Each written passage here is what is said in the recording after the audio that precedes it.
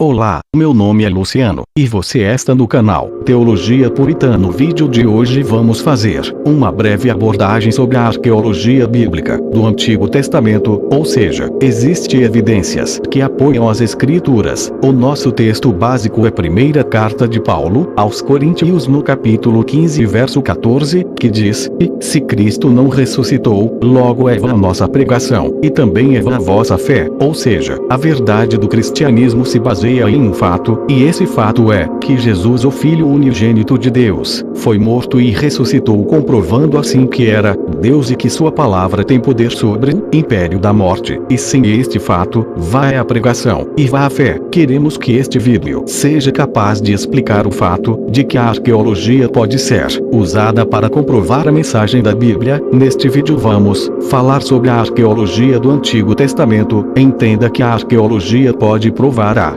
existência de cidades, culturas, rios, costumes ou povos antigos citados pela definir o que é arqueologia. Bem, a arqueologia é o estudo rigoroso de coisas antigas, deixadas no passado, e sem a mentalidade de uma arqueologia bíblica. Muitos acham que a Bíblia é um mito, mas pelas descobertas de artefatos ou cidades citadas pela Bíblia, hoje a Bíblia está cada vez mais sendo vista como um registro histórico altamente confiável e honesta. Antes das descobertas, muitos criticavam a Bíblia pelo fato de a Bíblia falar de uma cultura hitita na época de Abraão, e que isso não existia. Veja as referências bíblicas sobre este povo em Gênesis capítulo 10 verso 15, capítulo 15 verso 20, capítulo 23 verso 3, 7 até 20, capítulo 25 verso 10, capítulo 49 verso 32, mas a arqueologia com seus métodos de pesquisa conseguiu achar muitos objetos deste povo mencionado pela Bíblia, ou seja, a Bíblia tinha razão. Outra crítica muito usada por ateus ou céticos era o fato de que a Bíblia falava de um Tubal-Caim. Veja no livro de Gênesis no capítulo 4 e verso 22, que diz: e Zilá também deu à luz a Tubal-Caim, mestre de toda a obra de cobre e ferro. E a irmã de Tubal-Caim foi Noema. O problema era que os homens da ciência diziam que a idade do ferro era no ano 1200 a.C.,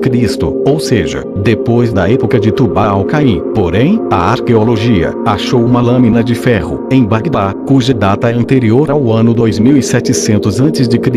Mais uma vez, a Bíblia tinha razão. Uma outra crítica era a que afirmava que não existia camelos domesticados na época de Abraão, e a referência de Gênesis no capítulo 12 verso 16 era visto como um erro, porque falava de camelos, mas tempo depois a arqueologia descobriu no templo do Egito desenhos de camelos, e sua data é antes deste período. Um outro ataque contra a palavra de Deus era: não poderia existir a escrita de Moisés antes do ano 1450 a.C., mas isso logo caiu por terra, porque a arqueologia achou um artefato na Babilônia com leis semelhantes ao que Moisés escrevia para o seu povo, e esse achado era o Código Hammurabi, anterior à época de Moisés. Mas os críticos ainda não aceitavam a Bíblia como registro histórico. Aí eles começaram a falar que não existia um povo chamado filisteus, mas as boas pesquisas continuam, e logo a arqueologia mostrou que na Palestina encontrou muitas cidades dos filisteus. Por fim, os poucos céticos agora falam que Davi não poderia ser músico, porque os instrumentos que eles usavam foi encontrado depois de sua época. Mais uma vez a boa arqueologia descobre os tipos de instrumentos usados por David na cidade de Ur,